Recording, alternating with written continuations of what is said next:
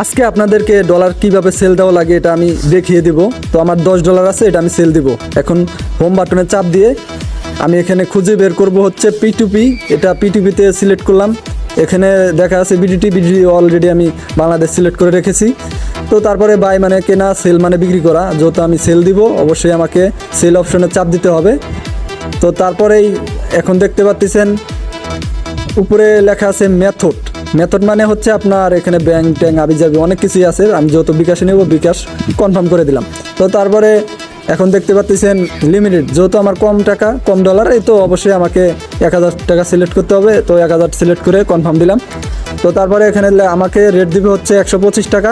তো আমি এখন সেল দিয়ে দিব, যেহেতু সেল দিলাম। তো এখন দেখতে পাচ্ছেন ম্যাক্স দিলে আপনার সম্পূর্ণ টাকা আমি পাবো।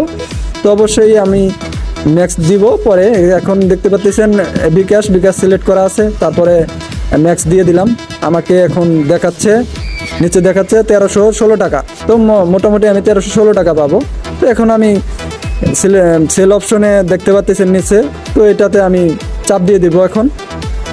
তো তারপর চাপ দেওয়ার পরে উপরে লেখা আছে, আপনারা দেখতে পাচ্ছেন অর্ডার গ্র্যান্ডেড পেন্ডিং পেমেন্ট। তো অবশ্যই এখানে 14 মিনিট অপেক্ষা করতে হবে, তার আগে আমরা পেয়ে যাব। তারপরে নিচে অ্যাড্রেস দেওয়া আছে, অলরেডি সব কিছু দেওয়া আছে। তো আমি বাড়িতে এর মধ্যেই খোঁজখবর নিলাম আর কি। নেওয়ার পরে দেখি এখন আমার বাড়িতে টাকা কনফার্ম হয়েছে। তো এখন আমি এই কোডটা বসিয়ে দিব। তো তারপরে দেখতেছেন 1316 টাকা আমি পেয়েছি।